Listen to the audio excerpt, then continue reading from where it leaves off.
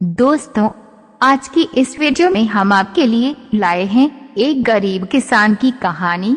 दोस्तों, एक बहुत गरीब किसान था। वह अपनी बेटी के साथ एक छोटी सी झोंपड़ी में रहता था। उसके पास खेती करने के लिए इतनी कम जमीन थी कि उसकी फसल को बेचकर उसे बिल्कुल थोड़े से रुपए मिलते थे।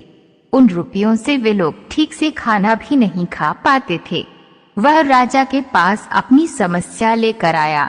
राजा दयालु थे। उन्होंने किसान को अपनी जमीन में से कुछ जमीन दे दी। खेती करने के लिए उन्होंने कहा, ये जमीन तो हमारी ही रहेगी, लेकिन उस पर उगने वाली फसल तुम्हारी होगी। किसान ने राजा को बहुत बहुत धन्यवाद दिया। एक दिन वे खेत की जुताई कर रहा था, तभी उसका हल किसी कठोर चीज से टकराया।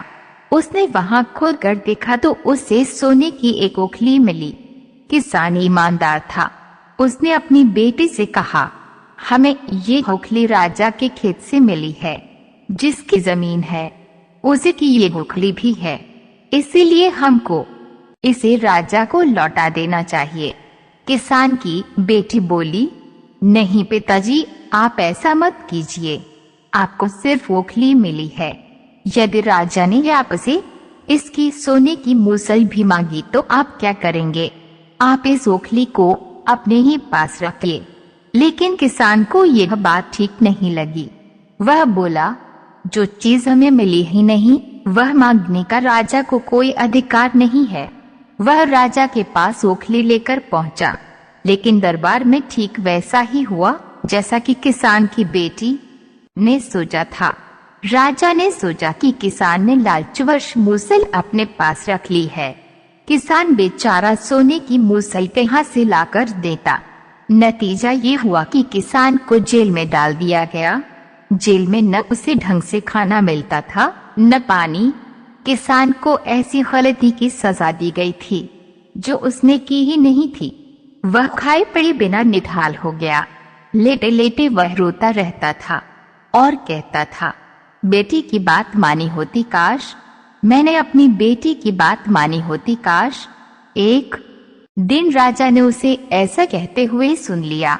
उन्होंने किसान से पूछा कि वे ऐसा क्यों कह रहा है। तब किसान ने राजा को पूरी बात बताई। राजा को अपनी गलती का एहसास हुआ। किसान को तुरंत छोड़ दिया गया। किसान की बेटी को राजा ने दरबार में बुलाया। उससे बातें करने के बाद राजा को पता चल गया कि वह कितनी बुद्धिमान है। किसान की बेटी को राज्य के खजाने का मंत्री बना दिया गया। उन्हें रहने के लिए मिलिट्री घर और सभी सुख सुविधाएं दी गईं।